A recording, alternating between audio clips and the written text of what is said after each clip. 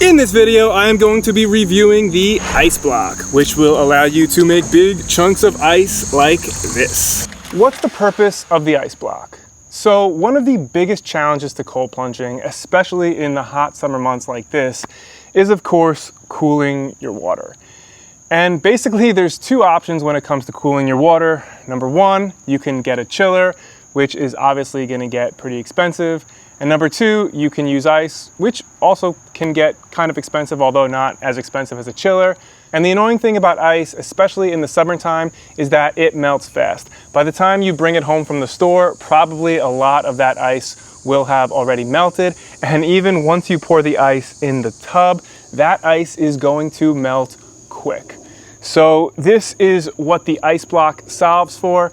Basically, it creates a 7-pound block of ice that you can do right from your home, right from your freezer.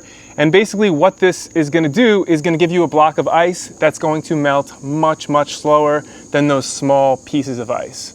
Just yesterday, for example, I left the ice block out in the direct sun in summer heat, and this thing took like 4 or 5 hours to fully melt. So it's pretty crazy how long the thing will last for, and it is certainly very, very effective at what it does. How to use it: simply fill it up with water. You know, it's important to leave some room at the top because the water will expand when frozen. Shout out 8th grade science. And then put it in the freezer, and after a while, voila, we have our ice block.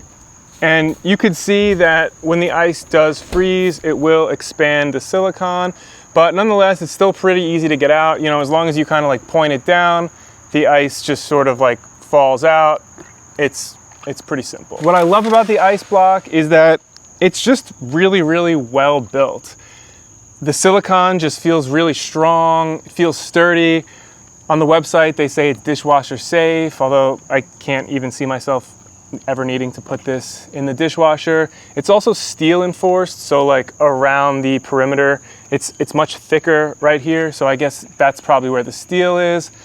I've only had this product for about a month, and you know, this thing really is just built so well that I could see it lasting a really long time. It's also stackable, so it's very easy to store when you're not using it to make ice. The negatives: off the bat, this thing is expensive.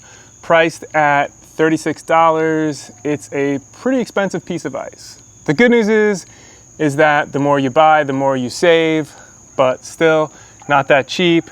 But the fact that, you know, you could have this thing for a very, very long time, the build quality is so high, you know, definitely makes it a little bit more affordable.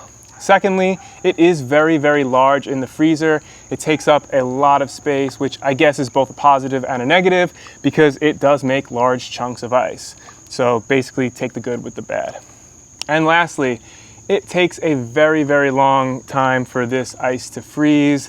I didn't time it exactly, but these chunks of ice took me like close to 24 hours, and quite frankly, they're not even fully frozen.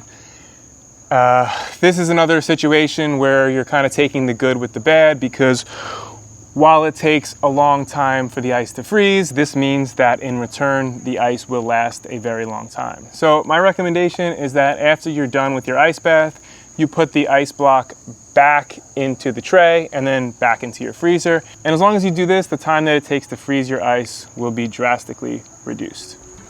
All right, time to get in.